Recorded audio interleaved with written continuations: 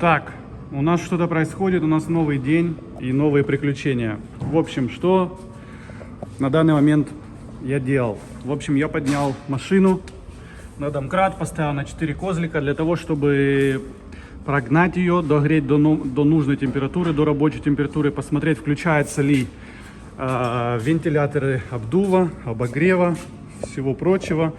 Потому как мне, чтобы пройти на ней осмотр, нужно будет ехать в другой город. Соответственно, я немножко переживал за то, включается ли вентилятор охлаждения, потому что важно, чтобы не перегреть мотор.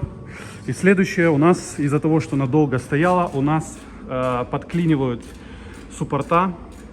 И, соответственно, когда ты едешь, они уже, знаете, так именно стучат, где-то барабанит что-то. То есть есть звуки, есть шумы. Вот, поэтому я поставил на 4 козлика, так как полный привод. И просто на ней, скажем так, ехал, тормозил, чтобы немножко хотя бы раскоксовать, скажем так, суппорта, для того, чтобы она не подклинивала. Вот. Еще, кстати, я не помню, но я, по-моему, даже вам не показал салон. Вот, я, конечно, машину запрыгивал. Салон обычный, черный. Тут то же самое, это на самом деле плоховато видно. Вот, ну просто черно на черном. И у нас есть вот такие вот баллончики. Зачем они нам нужны и зачем нам их положили? Потому как, чтобы пройти техосмотр, у вас должна быть равномерно везде по 4 колеса. Так как полный привод, все колеса должны быть одинаковые. Так как было ДТП в левую сторону и колесо повредилось, вот это, соответственно, нужно было поставить 4 новых колеса. Одно уже поставили, 3 не поставили. Вот моя задача, собственно, поставить остальные 3 колеса. Вот они в багажнике. Вот. Что, в принципе, чем я сейчас занимаюсь. То есть я снимаю сейчас колеса, буду грузить их в Хонду, надеюсь, они влезут, и везти их на СТО. Мне нужно просто ту резину обуть на вот эти.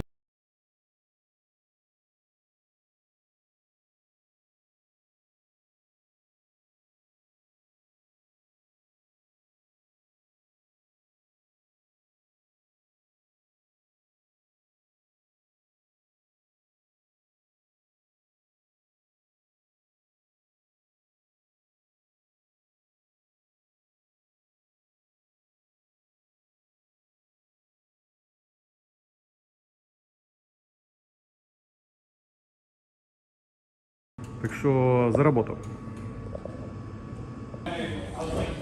Что? Поменяли мне, переобулись, $141, 3 колеса. Вот старые колесики, новенькие в багажнике уже.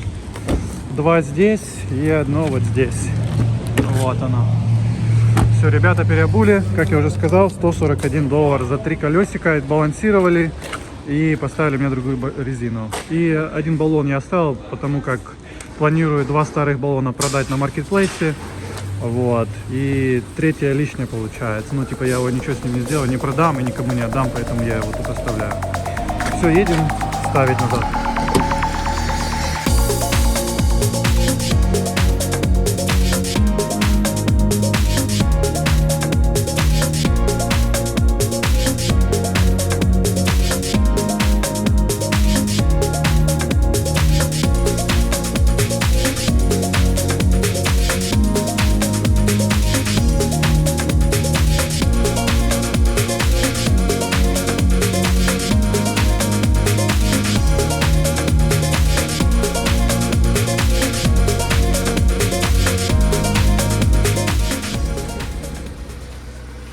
Собрана, заведена, не хватает андапки. Закажу, должна приехать в Альберте нашел, в Британской Колумбии не нашел. Ну, накладки. Вот, короче, должна приехать в понедельник, он мне должен ее выслать.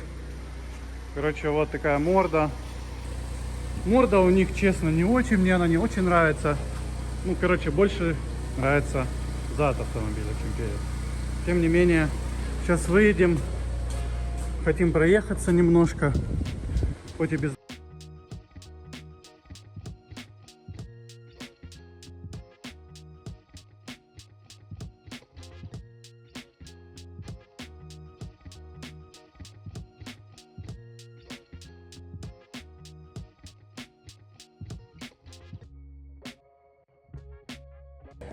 Так, Есть у нас вот такой вот пациент, сейчас проверим, надо не забыть жидкость и дворник, как я уже сказал. Мне не хватает заглушки, но вроде как сказали, заглушка не нужна для прохождения инспекции, так как они проверяют в основном тормоза, остаток тормозов, все шланги, лобовое стекло должно быть целое обязательно, дворники, кстати, должны быть, они хоть на месте, вот, то есть они проверяют всю часть по безопасности. Вот, вроде как бы у меня ни ошибок, ничего такого нет. Вот, единственное, что я, конечно, не подготовил, не помыл, но я не думаю, что им это важно. Они все-таки технику проверяют, они это самое... клеммы нет. Думаю, что такое? Что, меня никто не приветствует на приборной панели. Вот, поэтому будем надеяться, что мы пройдем все, и все будет в порядке. Вот, сейчас я, короче, запущу, еще поснимаю вам. Так, проверил я гидрач на месте, тормозная жидкость на месте. Единственное, что я хотел еще добавить, это соло. Вот, сейчас посмотрим, на месте ли он. Должен быть на месте. Куда ему деваться? Да, он на месте, он полный. Поэтому я думаю, что нам его добавлять не стоит, потому что у меня, в принципе, его и нет. Так, и знаете, что еще? Мне надо проверить жидкость в омывайке. И сейчас дворники сейчас запускаем. Аккумулятор пока не родной стоит. Вот. Будет стоять родной. Я его уже, в принципе, взял, но поеду уже на этом, потому что этот больше. Я просто переживаю, чтобы у меня все запускалось, так сказать. Опа. Все. Запускаем. И проверяем дворнички. О, вот же что я хотел. Вот же оно, вот же. На холодную запуск.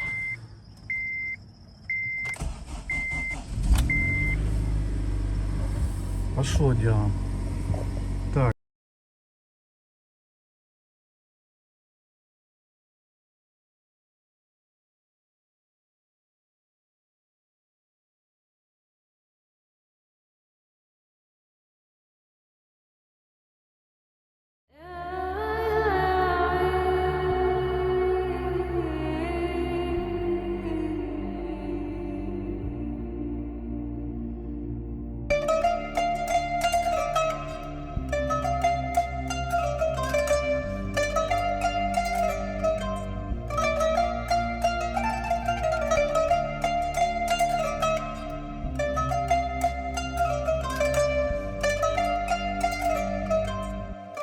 Так, ну что, машину загнали уже, ключи я отдал, подняли ее, вон она на подъемничке висит.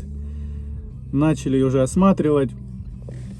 Мы сидим, ждем, сказали в районе 30-40 минут до часу, в общем. Поэтому сидим, ожидаем, так сказать, вердикт, что там они понаходят. Потому как автомобили, в принципе, это машина Санторио, я не помню, говорил или не говорил.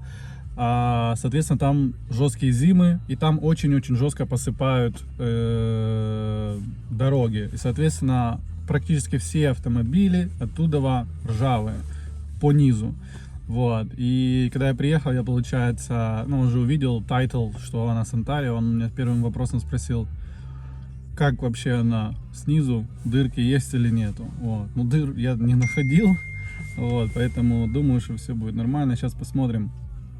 Вижу, что он там сейчас что-то колупает снизу, ставит эти лапы.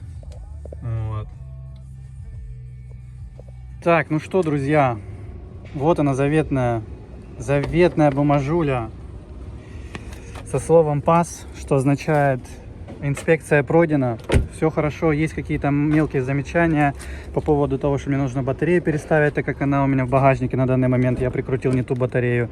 По поводу противотуманки, также, точнее, вот этого кавера, которого нет, не хватает, мне нужно его сделать. И мы еще меняли здесь лампочку, вот здесь, в фонаре. Вот. Ну, все нормально. Сказали, да, что много, также, присутствует коррозия под днищу автомобиля, но это я знал, это мы устраним. Так как я планирую ее купить и специальным, так сказать, остановителем ржавчины задуть. Вот, во-первых, сохраню ее немножко на дольше, и визуал тоже изменится. Сейчас едем страховать машину, ставить на себя, получать номера уже нормально, не бумажки. И, в принципе, все, мы прошли инспекцию. Я рад и доволен. Единственное, конечно, я немного потрепан, потому что для вас прошла секунда, а для меня прошел весь день. Ждал я 8 часов, как оказалось. Почему? Потому что была заминка с документами. Все нормально, все получилось. Документы у меня на руках, поэтому едем, страхуем, едем, получаем номера. И уже покажу на номерах ее. Поехали. Забыл, чуть не забыл. Сколько стоила мне инспекция? Инспекция, по-моему, $207. Я заплатил 207. Возможно, это до таксов, я не помню, он мне сказал, я приложил на автомате. Вот, ну, примерно стоимость инспекции типа в районе 150, ну, и я думаю, там за лампочку они там туда-сюда взяли еще 50. В общем, вот так вот, ребята, все, едем. Выезжаем от этого места, потому что я тут уже подустал находиться, и едем в страховую. Поехали.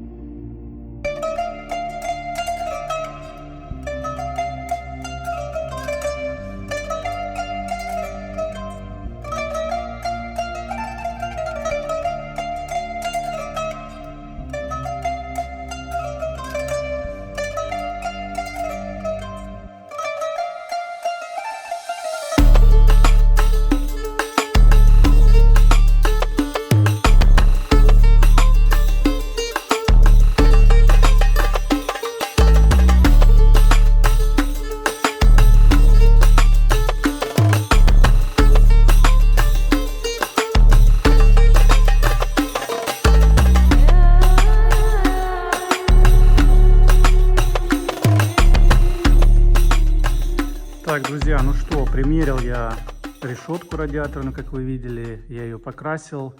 Блин, ну я хочу сказать, что стало ну просто раз в 1000 лучше, потому как мне очень не нравилась морда, вот за счет как раз-таки вот этой ноздри серебристой, она как-то выделяла машину, знаете, и у нее получалась морда вот прям такая клюнутая, как у орла.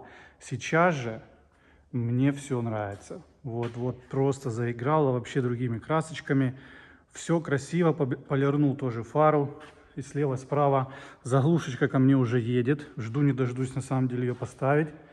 Вот, ну и получилось просто отлично. Ну на самом-то деле, скажите, посмотрите, вот оно сейчас, оно выглядит так, как вот она должна была выглядеть с завода, я считаю. То есть вот эта вот окантовка, она должна была быть черной, не серебристой. И вот эта штука хромированная, она играет вот с этими накладками, она играет с ручками, тоже хромированными, серебристые диски, то есть она смотрится. Вот, ну просто красота. Я на самом деле очень доволен тому, что получилось. И сейчас еще буду полировать ее. Не полировать, а вот есть такой вот, называется, типа как придать блеска, знаете, автомобилю, потому как она сидела очень долго, год где-то она сидела под какими-то деревьями и так далее. И у нее вроде бы как будто бы ушел цвет. То есть он как бы вроде бы есть, но он абсолютно не блестит. Здесь не видно.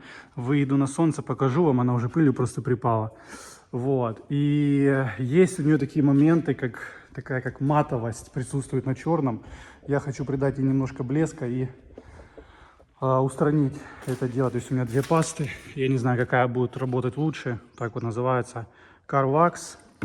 И вот вторая такая же California Gold какой-то Ultimate Wax System. То есть они в основном дают просто блеск автомобилю, придают и дают какую-то защитку. Я же, кстати, не показал вам салончик. Салончик также вымыт. Вот так вот сейчас все выглядит. Мне на самом деле в этом помогла Юля. Юля вымывала здесь все. Это она намывала эту машину. Все чистенькое. Кстати, магнитолу также я разблокировал, съездил к дилеру. Они мне дали пароль от магнитолы. То есть, кто не знает, когда ты скидываешь минусовую клемму с автомобиля, то магнитола требует после ввести пароль. Я его, естественно, не знал. И съездил на дилер, они мне его предоставили. Вот. Тут из-за солнца бликует, но вот так вот все. Кстати, да, оригинальные коврики. Немножко грязный, сорян, я уже поездил, не только сейчас мыл. Вот, в общем, работаем, продолжаем дальше, друзья мои. Нет времени. Ну, я вообще просто доволен этой решеткой. Все, теперь влюбился. Особенно вот здесь смотрится, вот как должно быть. Все, теперь рад.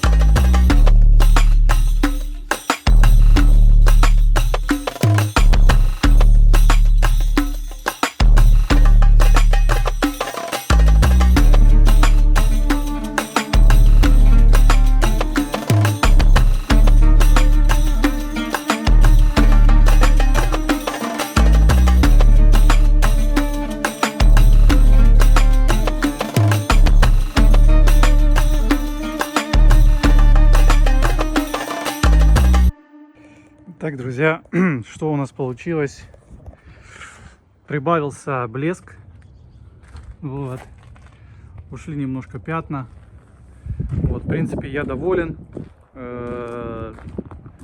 этим продуктом, скажем так. То есть он дал свой результат.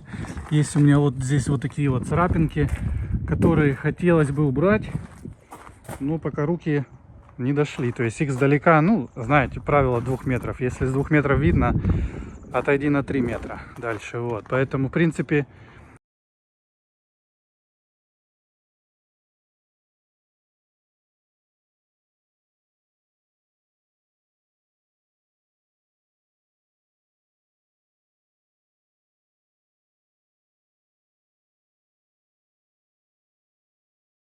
вот, и обязательно, друзья, я оглашу весь список работ, весь список цен, и мы с вами дойдем до истины, скажем так, и поймем, стоит ли оно или нет.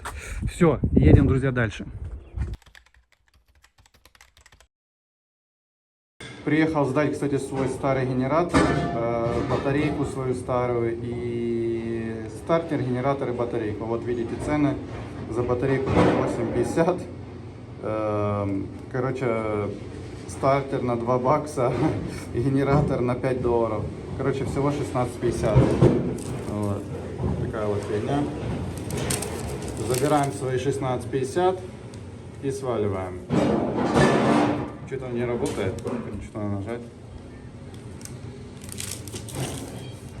Вот здесь. Пожалуйста, прочитайте. Забираем наши деньги.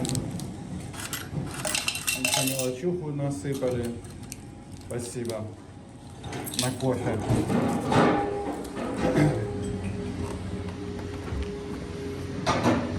Смотрите, какие мужик диски выкинул, просто на металлолом сдал. Ему сейчас тоже 16,50 дадут, как и мне. Офигеть. Смотрите, какие красивые. Просто жесть. Он их просто забирает и в металлолом кидает туда, куда мне выкинул мои генераторы стартера. Прикольно, да?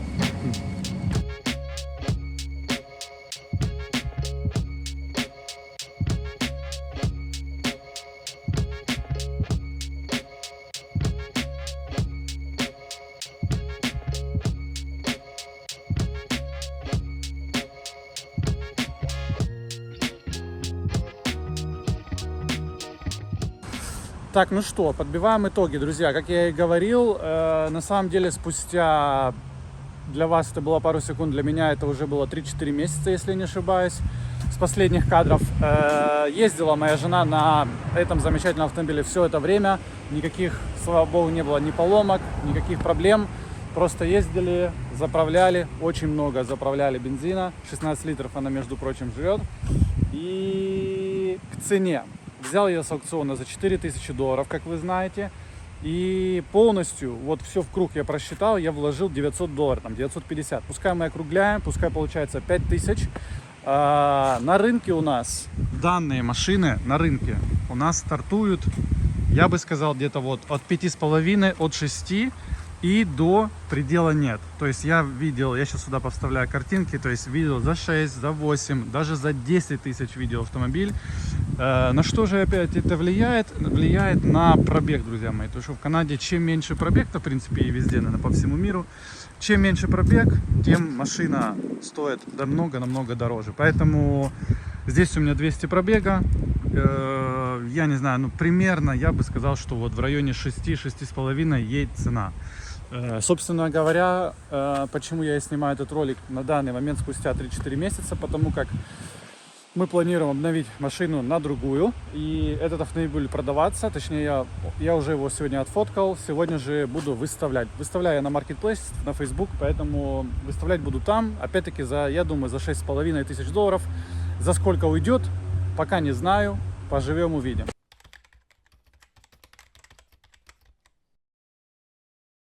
По поводу того, был ли вообще смысл покупки автомобиля с аукциона, либо же можно было бы просто пойти и выбрать себе машину уже с рук.